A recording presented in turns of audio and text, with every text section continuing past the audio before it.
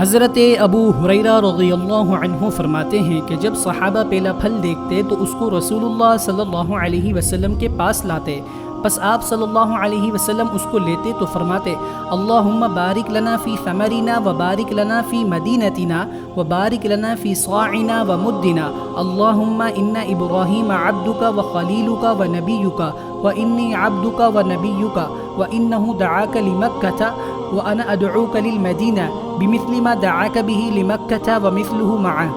ترجمہ: اے اللہ ہمارے لیے ہمارے پھلوں میں برکت فرما اور ہمارے لیے ہمارے شہر میں برکت فرما اور ہمارے لیے ہمارے صاع اور مد میں برکت فرما۔ اے اللہ، ابراہیم علیہ السلام یقیناً آپ کے بندے، آپ کے گہرے دوست اور آپ کے پیغمبر تھے، اور میں بھی آپ کا بندہ اور آپ کا پیغمبر ہوں، اور انہوں نے مکہ کے لیے آپ سے دعا کی ہے اور میں مدینہ کے لیے آپ سے دعا کرتا ہوں اس دعا کے مانند جو انہوں نے مکہ کے لیے کی ہے، اور اس کے مانند اس کے ساتھ، یعنی مدینہ شریف کو ڈبل برکتوں سے نواز دے۔ راوی کہتے ہیں پھر آپ صلی اللہ علیہ وسلم اس چھوٹے بچے کو بلاتے جو آپ کو نظر آتا، پس وہ پھل اس کو دیتے۔